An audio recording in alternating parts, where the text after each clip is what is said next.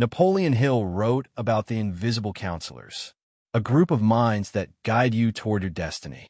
But what if I told you that today, those counselors are not spirits or great thinkers? What if I told you they are algorithms, sitting in a server farm, specifically designed to keep you poor, distracted, and compliant? Today, we are not discussing alcohol. We're discussing the drug you are on right now, the algorithm of destiny. Let me ask you something. When was the last time you sat in complete silence? Not with music, not with a podcast, not with your phone in your hand, scrolling endlessly. Just silence. If you're like most people, you cannot remember. And that is not an accident. That is by design. The modern world has engineered silence out of existence because silence is dangerous to those who want to control you. In silence, you think. In silence, you question. In silence, you remember who you really are. And they cannot afford that. I want you to really think about that for a moment. When was the last time you waited in line without reaching for your phone? When was the last time you ate a meal without watching something? When was the last time you lay in bed at night with your eyes closed, just thinking without the need for a podcast to fall asleep to? If you're like the vast majority of people in the modern world, these moments are almost non-existent. You have filled every gap, every pause, every moment of potential silence with noise. And you have been trained to do this. You have been conditioned to believe that silence is uncomfortable, that silence is boring, that silence is something to be avoided at all costs. But I am here to tell you today that silence is the most valuable resource you have abandoned. And until you reclaim it, you will never be free. Let me take you on a journey through the history of human attention, because understanding where we came from helps us understand where we are now. For the vast majority of human history, attention was not something that needed to be protected because there was nothing actively trying to steal it. Yes, there were distractions. There were daily concerns, survival needs, social obligations. But there was no industry worth trillions of dollars dedicated entirely to the purpose of capturing and holding your attention against your will. There is no algorithm studying your behavior, learning your weaknesses, and exploiting them for profit. There is no infinite scroll, no autoplay, no notification system designed to trigger your dopamine receptors at precisely the right moment to keep you engaged. The human brain evolved in an environment of scarcity. Information was scarce. Social connection was scarce. Novelty was scarce. And so your brain developed reward systems that made you feel good when you encountered something new, something social, something informative. These rewards were survival mechanisms. Finding a new source of food made you feel good. Connecting with a tribe member made you feel good. Learning something about your environment made you feel good. And this felt good because it helped you survive. But now we live in an environment of abundance. Information is infinite. Social connection is constant. Novelty is endless. And your brain, still operating with its ancient reward systems, is completely overwhelmed. It cannot distinguish between finding a new berry patch and finding a new video. It cannot distinguish between connecting with a real friend and getting a like on a post. It treats all of these rewards as if they matter equally because it evolved in a world where anything novel, anything social, anything informative probably mattered for survival. The algorithm exploits this mismatch. It knows that your brain rewards novelty, so it gives you an endless stream of new content. It knows that your brain rewards social connection, so it gives you notifications about likes and comments. It knows that your brain rewards learning, so it gives you bite-sized pieces of information that feel educational, but are actually just entertainment. And it delivers all of this in a perfectly timed, perfectly personalized stream designed to keep you engaged for as long as possible. To understand the enemy, you must understand its weapon. Intermittent reinforcement. In behavioral psychology, this is the most addictive schedule of reward. It is the reason a slot machine works. You pull the lever, sometimes you win, mostly you lose, but you cannot stop. Your phone is a slot machine in your pocket. Every time you refresh, you're pulling the lever. The ping of a notification is a shot of dopamine directly into your nucleus accumbens. Science has shown this fractures what Hill called autodiscipline. It literally erodes the prefrontal cortex, the CEO of your brain, making you incapable of long-term thought. You're not losing focus. You're losing brain tissue. Let me explain exactly how this works at the biological level, because understanding the mechanism is the first step to defeating it. Deep inside your brain, there's a small region called the ventral tegmental area. When you receive a notification, when you see something new, when you experience anything unexpected, this region releases dopamine. Dopamine is a neurotransmitter that is often called the pleasure chemical, but that is not entirely accurate. Dopamine is actually the anticipation chemical. It is the molecule of wanting, not of having. It is released when you expect a reward, not necessarily when you receive one. And this is the key to understanding addiction. The algorithm is designed to keep you in a state of perpetual anticipation. You scroll because you think the next video might be the one. You check your notifications because the next one might be important. You refresh because the next time might be the time you see something amazing. But here is the cruel trick. The anticipation itself is the trap. You never actually arrive at satisfaction because satisfaction would mean stopping. And the algorithm cannot afford for you to stop. So it keeps you wanting, keeps you anticipating, keeps you pulling the lever over and over again while the rewards become smaller and more meaningless with every pull. Think about what happens when you try to read a book now. After a few pages, your hand twitches. You want to check something? You need to know if someone liked your post. That is not laziness. That is withdrawal. Your brain has been rewired to expect constant stimulation, and when it does not get it, it panics. It sends distress signals. It tells you that you are bored, that you're missing something important, that you need to check again. But here is the truth. You're not missing anything. You're just addicted. And this addiction has consequences that go far beyond just wasting time. Chronic stimulation of the dopamine system actually changes the structure of your brain. The receptors that receive dopamine become less sensitive over time. This means you need more stimulation to feel the same level of satisfaction. It is exactly the same mechanism as drug tolerance. The person who starts with one video ends up needing hours of scrolling just to feel normal. The person who starts with one notification check ends up checking their phone hundreds of times per day without even realizing it. Your brain is literally rewiring itself to need more and more of something that gives you less and less. Let me share with you some of the research that demonstrates just how serious this is. Studies have shown that the average person checks their phone over 150 times per day. That is once every 6 to 7 minutes during waking hours. But here is what is really disturbing. Most of these checks are not prompted by notifications. They are self-initiated. You are not responding to the algorithm. You are proactively seeking it out. You have been trained so well that you now check your phone out of habit, out of boredom, out of a vague sense that you might be missing something. The algorithm no longer needs to ping you because you ping yourself. Other research has shown that the mere presence of your phone, even if it is face down and turned off, reduces your cognitive capacity. In one study, participants performed worse on cognitive tasks simply because their phone was in the same room. In another study, participants performed worse when their phone was in their pocket compared to when it was in another room. Your brain is constantly devoting resources to resisting the temptation to check your phone, even when you are not consciously thinking about it. This is called attentional drag. And it means that even when you're trying to focus, even when you're not using your phone, it is still degrading your performance simply by existing in your vicinity. This is the hidden cost of the algorithm.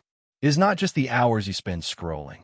It is the degradation of your cognitive capacity during all the other hours. It is the constant background noise of temptation that makes it impossible to focus deeply on anything. It is the erosion of your ability to think, to create, to solve problems, to do the kind of deep work that actually moves your life forward. Hill spoke of definiteness of purpose. But how can you have a definite purpose when your attention is fractured into a million pieces? The algorithm does not want you to have a purpose. An individual with a purpose is an individual who cannot be controlled. They're using your own biology against you. They're creating a ritmo hypnotico, a hypnotic rhythm, that lulls you into a state of passive consumption. You're not scrolling. You're being scrolled. Every video you watch, every notification you answer, you're digging a neural trench deeper and deeper. Soon you cannot climb out. That is not freedom. That is a prison you carry in your pocket. I want you to understand the philosophical dimension of this, because it goes even deeper than the biology. What is happening to you is not just an addiction. It is a form of modern slavery. The slave in ancient times had chains on their wrists. The slave in modern times has chains on their attention. And the worst part is, you do not even see the chains because you put them on voluntarily. You wake up and you reach for your phone before you even say good morning to the person next to you. You sit down to work and you check social media before you check your tasks. You lie down to sleep and you scroll until your eyes burn. You have become a servant to a machine that gives you nothing of real value in return. Let me take you deeper into the neuroscience, because understanding the mechanism gives you the power to reverse it. There's a structure in your brain called the reticular activating system, the RAS. It is the gatekeeper of your perception. It decides what information reaches your conscious mind and what gets filtered out. If you tell your RAS that cat videos are important, it will show you cat videos everywhere. If you tell your RAS that your purpose is important, it will show you opportunities everywhere. But here is the problem. You are not telling your RAS anything anymore. The algorithm is telling it for you. It is programming your perception without your consent. It is deciding what you see, what you think about, and ultimately, who you become. The RAS is an ancient part of your brain that evolved to help you survive.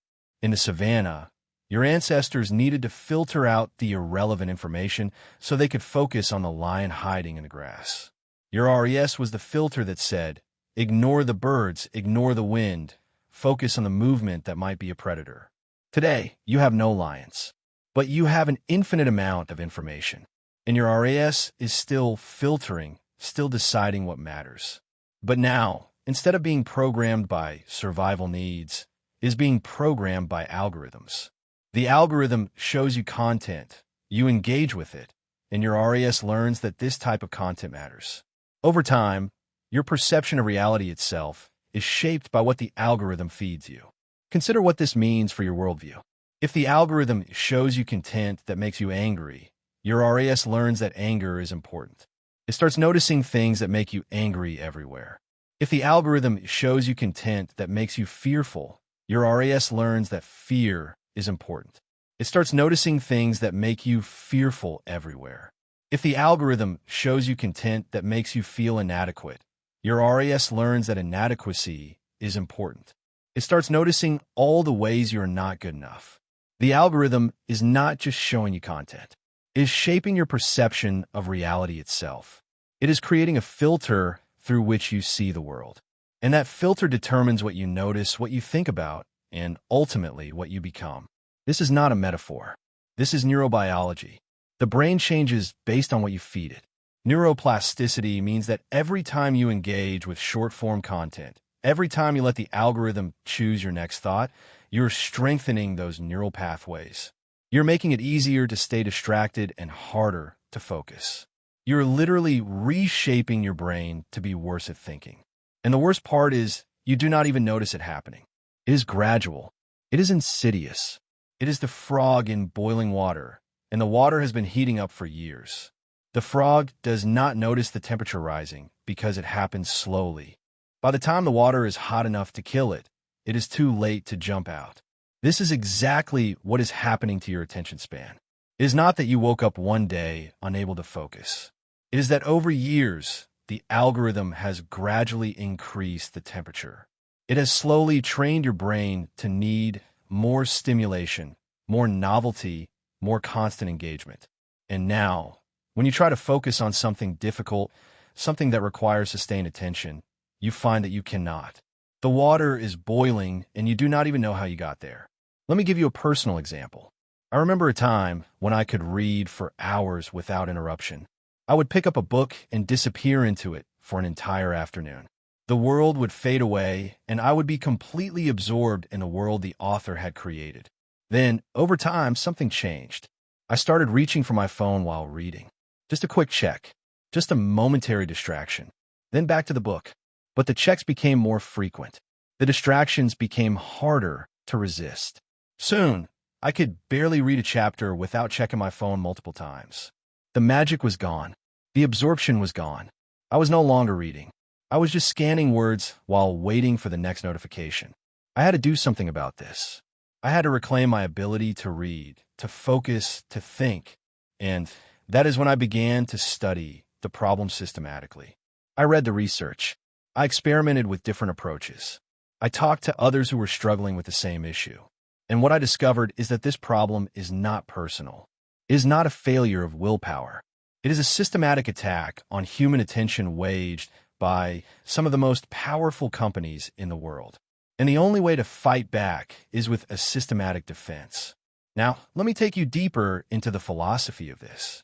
Napoleon Hill spent decades studying the most successful people in history.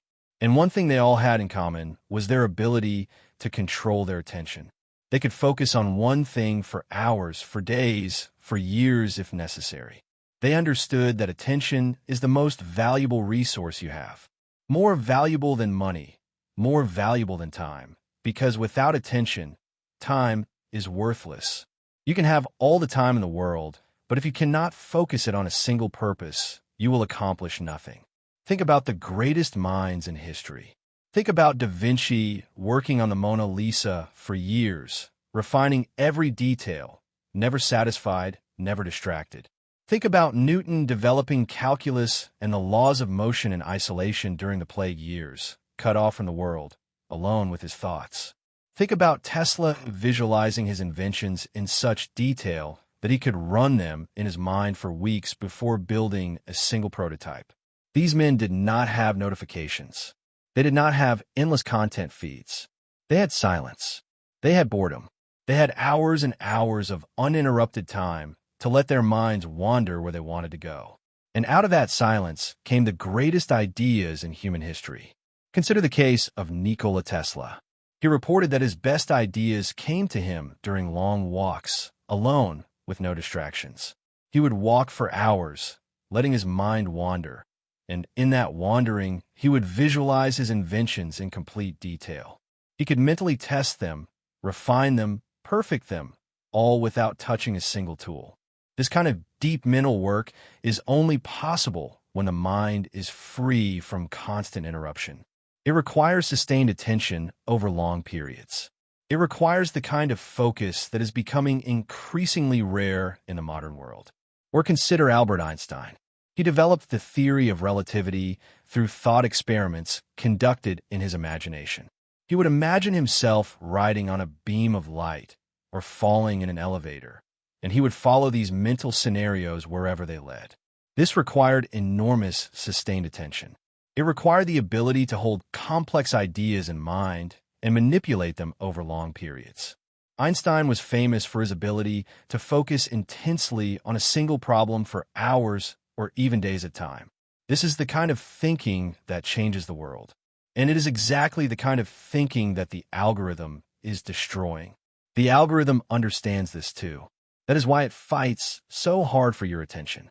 Every second you spend on their platform is a second they have stolen from your purpose.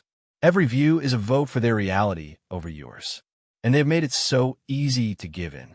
The interface is smooth. The content is endless.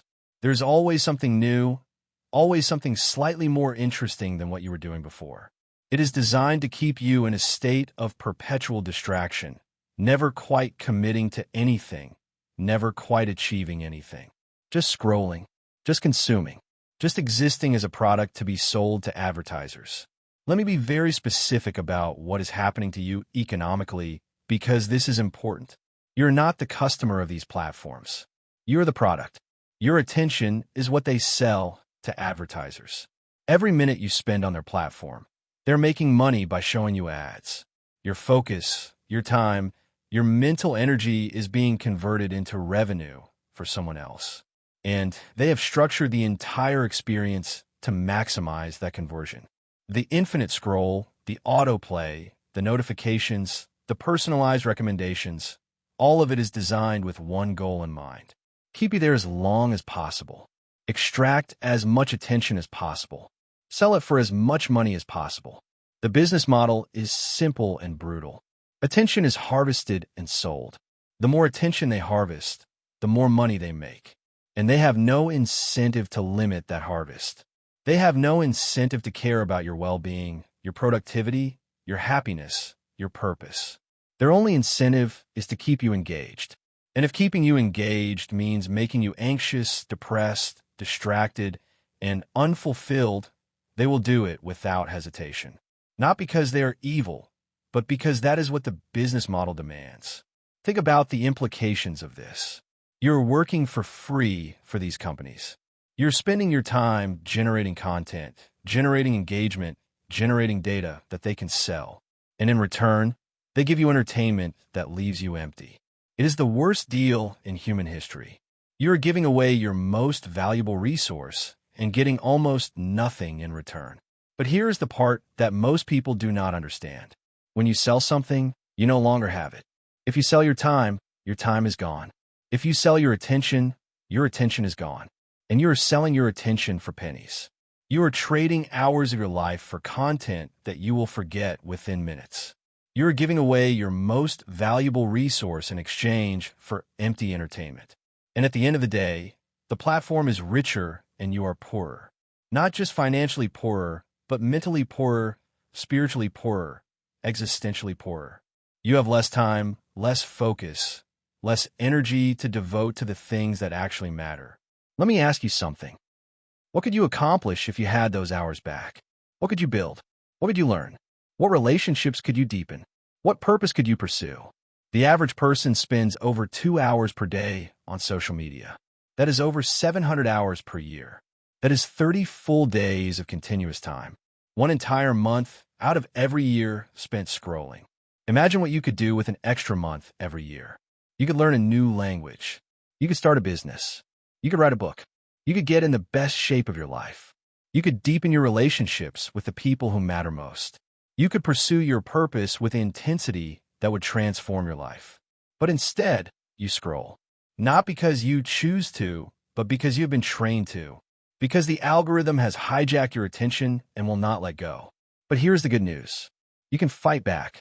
You can reclaim your attention. You can take back control of your brain. But it requires something that most people are not willing to do. It requires discomfort. It requires boredom. It requires sitting with your own thoughts and realizing that they are not as scary as you think. Let me give you a protocol. A real protocol based on neuroscience and the principles of Napoleon Hill. For the next 90 days, you will implement what I call the Sovereign Attention Protocol. It has 3 phases, each lasting 30 days, and each building on the last. This is not a quick fix. This is a complete rewiring of your relationship with technology and with your own mind. Phase 1 is the detox. For the first 30 days, you will eliminate all non-essential digital consumption. That means no social media, no short-form video, no mindless scrolling, no news websites that you check out of habit rather than necessity, no YouTube recommendations that pull you down rabbit holes. You can still use technology for work, for learning, for connecting with people you actually care about. But you will not open an app just because you are bored. You will not reach for your phone when you have a spare moment. You will not let the algorithm fill the gaps in your day. I want you to be very specific about this. Make a list of all the apps and websites that are problematic for you. Be honest with yourself. Which ones do you open without thinking? Which ones leave you feeling empty after using them? Which ones do you wish you spent less time on? These are the ones that must go. Delete them from your phone. Block them on your computer. Make it harder to access them. Create friction between you and the algorithm. But here is the most important part of the detox. You must replace the time you would have spent scrolling with something else. Nature, reading, exercise, conversation, thinking, creating. If you simply remove the scrolling without replacing it with something meaningful, you'll feel a void. And that void will pull you back to the algorithm. You must fill the void with purpose. When boredom strikes, you will sit with it. You will let it exist. And you will discover something remarkable. Boredom is not emptiness. Boredom is potential. It is the space where creativity is born. It is the silence that allows you to hear your own thoughts for the first time in years. In the first few days of the detox, the boredom will feel unbearable. You will feel anxious, restless, like you are missing something important. This is withdrawal. This is your brain screaming for the dopamine hits it has become dependent on. You must not give in. You must sit with the discomfort and let it pass. And it will pass. After about a week, something shifts. The restlessness begins to fade. The anxiety begins to ease. And in its place, a strange calm begins to emerge. You start to notice things you had forgotten. The way the light looks in the afternoon. The sound of birds outside your window. The thoughts in your own mind that have been buried under years of noise. I want to prepare you for what this withdrawal will feel like because forewarned is forearmed. In the first few days, you will experience intense cravings. You will reach for your phone automatically without thinking and find it gone. This will happen dozens of times per day. Each time, you will feel a pang of disappointment, a sense of something missing. This is normal. This is expected. This is the addiction speaking. You may also experience irritability, restlessness, difficulty concentrating, even mild depression. Your brain is accustomed to constant stimulation, and without it, it does not know what to do. It will protest. It will try to convince you that this is a bad idea, that you are being extreme, that you could just check quickly, just this once. Do not listen. The addicted brain always lies. After about 3 to 5 days, the worst of the physical withdrawal will pass. The cravings will become less intense, less frequent. You will start to notice moments of calm, moments of clarity. By the end of the first week, you will begin to experience something you may have forgotten was possible. Peace. Real, sustained, internal peace. By the end of the second week, your attention span will begin to lengthen. You'll find it easier to read, easier to focus, easier to think. By the end of the first month, you will have built a new baseline. Your brain will have started to rewire itself. The neural pathways of distraction will have weakened. The neural pathways of focus will have strengthened. You will be ready for Phase 2. Phase 2 is the reprogramming. Days 31 to 60. Now that you have cleared the noise, you must fill the silence with purpose. You will choose one subject, one skill, one area of knowledge that aligns with your definite major purpose. And you will study it deeply. You will read books. You will take notes. You will think about it when you wake up and when you go to sleep. You will let it become the lens through which you see the world. This is how you reprogram your RAS. This is how you tell your brain what matters. And once your brain knows what matters, it will start finding it everywhere. Opportunities will appear that you never noticed before. Connections will form that you never saw. People will show up who can help you. Information will cross your path that moves you forward. This is not magic. This is neurobiology finally working for you instead of against you. Your brain has always had this filtering mechanism. You have just been letting the algorithm control the filter. Now you're taking back control. The choice of what to study is crucial. It must be something that genuinely matters to you, something that aligns with your deepest values, something that you would pursue even if no one ever knew about it. This is not about impressing others. This is about feeding your purpose. This is about becoming the person you're meant to be. For some of you, this might be a professional skill that will advance your career. For others, it might be a creative pursuit that brings you joy. For others, it might be a philosophical or spiritual study that deepens your understanding of life. There is no wrong answer as long as it matters to you. The only wrong answer is to choose nothing, to let the algorithm keep choosing for you. During this phase, you will also begin to rebuild your attention span. You will practice focusing on one thing for extended periods. You will read books without checking your phone. You will work on projects without switching tasks every few minutes. You will meditate, even if just for 10 minutes a day, to strengthen your ability to direct your attention where you want it to go. This is like going to the gym for your brain. At first, it is difficult. Your mind wanders constantly. You feel the pull of distraction. But with practice, it gets easier. Your focus muscles grow stronger. Your ability to sustain attention returns. And you begin to experience something you may have forgotten was possible. Deep work, flow states, the joy of being completely absorbed in something meaningful. Let me describe what deep work feels like so you know what you're working toward. You sit down to work on something that matters to you. You clear away all distractions. You set a timer for a focus session. For the first few minutes, your mind resists. It wants to check something do something else, escape the discomfort of focus. But you persist. You gently bring your attention back to the task. And then, somewhere around the 10 or 15-minute mark, something shifts. The resistance fades. The distractions lose their pull. You become absorbed in what you are doing. Time seems to slow down or disappear entirely. Ideas flow more easily.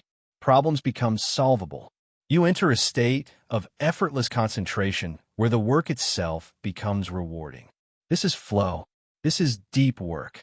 This is what is possible when your attention is under your control.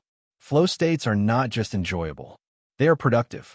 Research has shown that people in flow states are up to 5 times more productive than usual. They solve problems more creatively. They learn more quickly. They produce higher quality work. And they enjoy the process immensely. Flow is the optimal state of human experience. And it is only accessible when your attention is fully engaged in what you're doing. The algorithm, by constantly fragmenting your attention, makes flow impossible. It keeps you in a state of shallow, distracted engagement where flow cannot emerge. Reclaiming your attention is reclaiming your access to flow. Phase 3 is the expansion. Days 61 to 90. Now that your attention is strong and your purpose is clear, you begin to expand your influence. You share what you have learned. You teach. You create. You build.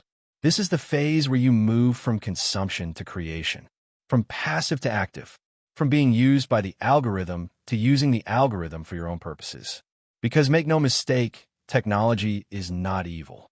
It is a tool, and tools can be used or they can use you. The difference is whether you have sovereignty over your own attention. In this phase, you can re-engage with technology, but on your terms. You decide when to use it and for what purpose. You do not open apps out of habit. You open them with intention. You do not scroll mindlessly. You search specifically. You do not let recommendations guide you. You guide yourself. And if you find yourself slipping back into old patterns, you pull back. You return to the detox for a few days to reset. Because sovereignty is not a one-time achievement. It is a continuous practice. It is a muscle that must be exercised regularly or will atrophy. Let me give you some specific strategies for this phase. When you use social media, use it with a purpose. Log in with a specific goal in mind. Post something you have created. Connect with someone who matters.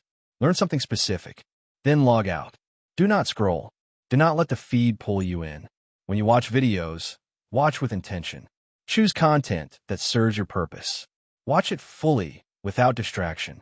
Then move on. Do not let the recommendations take over. When you read news, read with discernment. Choose sources that inform rather than manipulate. Read deeply rather than skimming headlines. Then close the tab. You must also establish boundaries around your technology use. No phones in the bedroom. No screens during meals. No notifications except from people who actually matter. Designated times for checking email and messages rather than constant monitoring. These boundaries create space for attention to rest and recover. They prevent the algorithm from encroaching on every moment of your life. I want to be very clear about something. This is not easy. The first week of the detox will be brutal. You will feel anxious. You will feel like you are missing something important. You will reach for your phone 100 times a day and find nothing there. And that discomfort, that anxiety, that is the addiction leaving your body. That is your brain healing. That is the neural pathways of distraction beginning to weaken and die. You must push through it. You must let yourself feel the withdrawal without giving in. Because on the other side of that discomfort is something most people never experience. Clarity. Real, sustained, powerful clarity. Let me describe what that clarity feels like so you know what you are working toward. Imagine waking up in the morning and not reaching for your phone. Imagine lying in bed for a few minutes, thinking about your day, your goals, your purpose. Imagine getting up and eating breakfast without watching anything, just tasting your food and thinking your thoughts. Imagine sitting down to work and actually working for hours without interruption, without checking notifications, without getting pulled down rabbit holes. Imagine finishing your work and feeling satisfied, feeling like you actually accomplished something meaningful. Imagine having conversations where you're fully present really listening to the other person, not half paying attention while mentally scrolling through something else. Imagine going to sleep at night with a quiet mind, not buzzing with the residue of 100 videos and 1,000 notifications. This is what clarity feels like. This is what freedom feels like. And it is available to you if you are willing to do the work. I want to share with you the story of someone who completed this protocol. His name is Michael, and he was a typical professional in his early 30s. He had a good job, a loving family, and a growing sense that something was wrong. He felt constantly distracted, constantly behind, constantly overwhelmed. He would sit down to work and immediately check social media. He would try to read to his children and find himself reaching for his phone. He would lie in bed at night, scrolling for hours, unable to sleep, unable to stop. Michael decided to try the sovereign attention protocol out of desperation. He was tired of feeling this way. He was tired of being controlled by something he could not see. The first week was exactly as I described. He felt anxious, irritable, restless. He almost gave up multiple times. But he had a reason to continue. He wanted to be present for his children.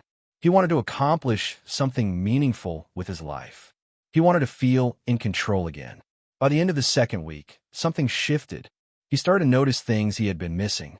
The way his daughter laughed, the sound of rain on the roof, the thoughts in his own mind that had been buried under years of noise. By the end of the first month, he felt calmer than he had in years.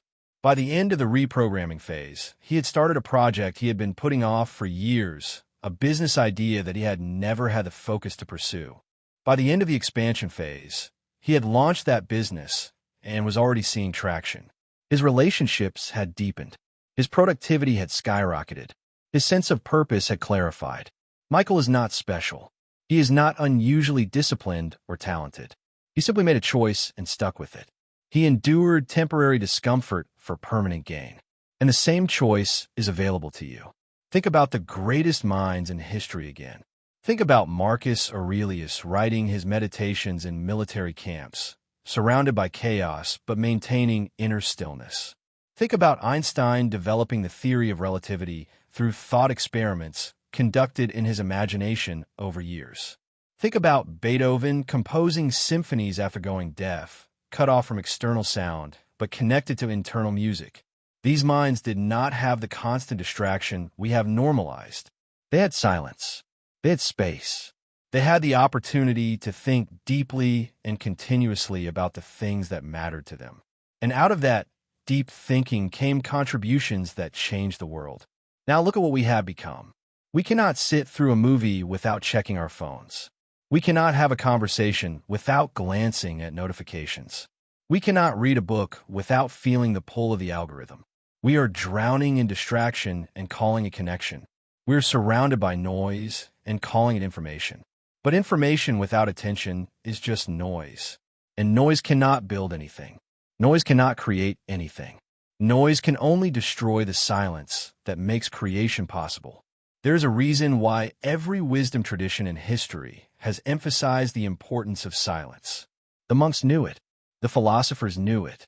The mystics knew it. They all went into the desert, into the mountains, into the silence, because they knew that is where truth is found. Not in the marketplace, not in the crowd, not in the endless chatter of other people's opinions. In the silence, alone with your thoughts, alone with something greater than your thoughts. The Buddhist tradition speaks of the monkey mind, the restless jumping from thought to thought that keeps us trapped in suffering. The Christian tradition speaks of the still small voice that can only be heard when the chaos is quieted. The Stoic tradition speaks of the inner citadel, the fortress of the mind that must be protected from external disturbance. All of these traditions, separated by thousands of miles and thousands of years, arrived at the same conclusion. Silence is necessary. Stillness is essential. The mind must be trained or will be controlled. The algorithm is the enemy of silence. It fills every gap, every pause, every moment of potential stillness with noise. It keeps you constantly engaged, constantly distracted, constantly scrolling so that you never have a moment to yourself. Because in that moment, you might realize what is happening. You might see the trap. You might escape. The algorithm cannot survive in silence. It needs your attention to exist. It needs you distracted to thrive. It needs you scrolling, clicking, consuming, because every moment you spend in silence is a moment you are not feeding the machine. And here is the beautiful irony. The machine needs you more than you need it. Without your attention, it is nothing. Without your engagement, it collapses. You have all the power. You have just forgotten that you have it. Think about the business model of these platforms for a moment. They spend billions of dollars on engineering, on design, on artificial intelligence, all for the purpose of keeping you engaged. They employ thousands of the brightest minds in the world to figure out how to make you scroll longer, click more, stay longer. And yet, with all that money and all that brain power, they cannot force you to do anything. They can only persuade. They can only tempt. They can only make the trap as comfortable and appealing as possible. But the choice to walk into the trap is always yours. The choice to stay in the trap is always yours. And the choice to walk out of the trap is always yours. You have been told that you are powerless against the algorithm, that it is too sophisticated, too personalized, too addictive. But this is a lie. It is a lie told by people who profit from your continued engagement. It is a lie you tell yourself to avoid the discomfort of withdrawal. The truth is that you have more power than you realize. You have the power to put the phone down. You have the power to delete the apps. You have the power to sit in silence. You have the power to choose what you pay attention to. No algorithm can take that power from you unless you give it away. So here is your mission. Starting today, you will take back that power. You will implement the sovereign attention protocol. You will endure the discomfort of detox. You will embrace the silence. You will fill your mind with purpose. And you will build something that matters. For 90 days, you will not let the algorithm set your agenda. You will set the agenda. You will consume information with intention. You will learn with purpose. You will build with focus. The algorithm wants you predictable. Become unpredictable. Sovereign minds cannot be hacked. And I want you to document this journey. Write down what you feel in the first week. Write down what you discover in the silence. Write down the ideas that come to you when your mind is finally quiet. Because those ideas, those moments of clarity, those are not random. Those are your invisible counselors speaking to you. That is your destiny trying to reach you through the noise. And for the first time in years, you will actually be able to hear it. I also want you to prepare for the resistance you will face, not just from your own brain, but from the world around you. The people in your life may not understand what you are doing. They may think you are being extreme. They may try to pull you back into the old patterns because your change makes them uncomfortable about their own behavior. You must be prepared for this. You must have an answer ready when someone asks why you're not on social media anymore. You must have the strength to say no when someone tries to show you a video that will pull you back in. You must be willing to be the strange one, the different one, the one who does not participate in the collective addiction. This is the price of sovereignty. It is not cheap. It costs you the comfort of fitting in. It costs you the easy escape of mindless scrolling. It costs you the illusion that you are connected when you are actually just consuming. But what you get in return is worth infinitely more than what you give up. You get your mind back. You get your time back. You get your life back. Let me tell you about someone I know who did this protocol. He was a typical modern person, checking his phone over 100 times a day, unable to read more than a few pages without reaching for distraction, feeling constantly overwhelmed and unproductive. He decided to try the sovereign attention protocol, partly out of curiosity and partly out of desperation. The first week was hell. He felt anxious, irritable, like he was missing something important. He almost gave up multiple times, but he pushed through, and somewhere in the second week, something shifted. He started to notice things he had been missing. The way his children played, the beauty of sunset, the thoughts in his own mind that had been buried under years of noise. By the end of the detox phase, he felt calmer than he had in years. By the end of the reprogramming phase, he had started a project he had been putting off for a decade.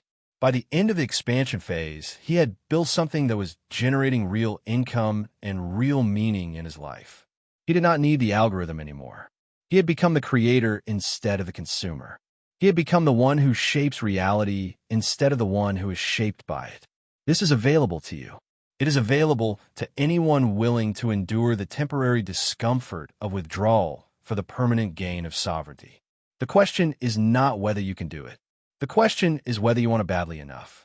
I want to address one more thing before we wrap up. Some of you might be thinking that this is too extreme, that you cannot possibly give up all non-essential digital consumption, that your job requires it, that your social life requires it, that you need it to stay informed. Let me address these objections directly. If your job requires you to be on social media, then be on social media for work. But be on it with intention. Log in, do what you need to do, and log out. Do not scroll. Do not get pulled into the feed. Do not let work become an excuse for mindless consumption. Create a separate browser profile for work-related social media. Use it only for work. And when work is done, close it and do not open it again. If your social life requires you to be on these platforms, then ask yourself what kind of social life you have. Are these real relationships or just digital echoes? Are these people who would show up for you if you needed them? Real friendships survive the absence of likes and comments. Real relationships are maintained through actual conversation, not through passive content consumption. Reach out to the people who matter. Call them. Meet them. Spend real time with them. The algorithm cannot replace genuine human connection. If you need to stay informed, then choose your sources intentionally. Read long-form journalism. Read books. Read analysis from people who actually know what they're talking about. Do not get your news from headlines and hot takes designed to trigger an emotional reaction. The algorithm does not want you informed. It wants you emotional. It wants you angry, afraid, outraged, because these emotions keep you engaged. An informed person is a dangerous person. An emotional person is a predictable person. Choose to be informed. The truth is that most of the objections are just rationalizations. They're the addicted mind try to protect its addiction. They're the part of you that does not want to change, finding reasons to stay the same. You must see through these rationalizations. You must recognize them for what they are, and you must choose anyway. Let me take you even deeper into the philosophy of attention because there is more to understand. The French philosopher Simone Weil wrote that attention is the rarest and purest form of generosity. When you give someone your attention, you're giving them something of yourself. You are saying that they matter, that what they have to say matters, that they are worthy of your time. But what happens when your attention is constantly fragmented? What happens when you cannot give anyone your full attention because you are always half distracted by your phone? You become incapable of true generosity. You become incapable of true connection. You become isolated even when surrounded by people. The German philosopher Byung-Chul Han writes about the burnout society, a society where constant stimulation and constant demands lead to exhaustion and depression. He argues that the excessive positivity of the digital world, the constant stream of information and communication, is just as harmful as the excessive negativity of earlier times. We are not oppressed by prohibitions and restrictions. We are oppressed by too many possibilities, too much information, too many demands on our attention. And this oppression leads to a fragmentation of the self, a loss of the ability to be fully present anywhere. These philosophers are describing exactly what the algorithm does to you. It fragments your attention until you cannot be fully present anywhere. It overloads you with information until you cannot think clearly. It demands constant engagement until you are exhausted and depressed. And it does all of this in the name of connection, in the name of information, in the name of entertainment. But the connection is shallow, the information is superficial, and the entertainment leaves you empty. There's another philosopher I want to mention, Matthew Crawford, who wrote a book called The World Beyond Your Head. In it, he argues that attention is not just a mental faculty, but a moral one. How you direct your attention determines what kind of person you become. If you constantly scatter your attention across trivial things, you become a trivial person. If you focus your attention on deep and meaningful things, you become a deep and meaningful person. The algorithm, by constantly scattering your attention, is making you into a trivial person, is preventing you from becoming who you could be. This is the deepest tragedy of the algorithm. It is not just stealing your time. It is stealing your potential. It is keeping you from becoming the person you were meant to be. Every hour you spend scrolling is an hour you could have spent becoming something more. Every distraction you give into is a step away from your purpose. And the algorithm is designed to make sure you never escape, never focus, never become. But you can escape. You can focus. You can become. The choice is yours. This is the path to sovereignty. This is the path to purpose. This is the path to becoming who you were meant to be before the algorithm got its hooks into your brain. One more thing before you go. The algorithm wants you to watch another video right now. It wants to keep you here, consuming, scrolling, staying comfortable. The recommendations on the side of your screen are not there to help you. They are there to trap you. They are the next pull of the slot machine lever. They're the promise that the next video might be the one that changes everything, even though the last 100 changed nothing. But if you have heard what I am saying, if something in you recognizes the truth of it, then you will do something different. You will close this app. You will put your phone down. You will sit in silence for just 5 minutes and see what happens. That small act of rebellion, that tiny moment of sovereignty, that is where it begins. Not tomorrow. Not next week. Not when you feel ready. Now. Right now. Because the algorithm does not stop. It does not rest. It does not give you a break. Every moment you delay is another moment it is working on you, strengthening its hooks, deepening its hold. The only way to escape is to act, to choose, to do something different starting now. And when you sit in that silence, do not expect anything. Do not look for insights or revelations. Just sit. Just be. Let your mind settle like mud in a shaken glass of water. Let the thoughts come and go without engaging them. Let the restlessness rise and fall without acting on it. This is not about achieving anything. It is about reclaiming something. It is about remembering that you exist beyond the algorithm, beyond the notifications, beyond the endless scroll. After those 5 minutes, ask yourself what you noticed. Ask yourself how it felt. Ask yourself if you could do it again tomorrow. And then do it again tomorrow. And the next day. And the next. Because sovereignty is not a one-time achievement. It is a daily practice. It is a muscle that must be exercised. It is a choice that must be made over and over again. The algorithm of destiny ends today. I will see you on the other side.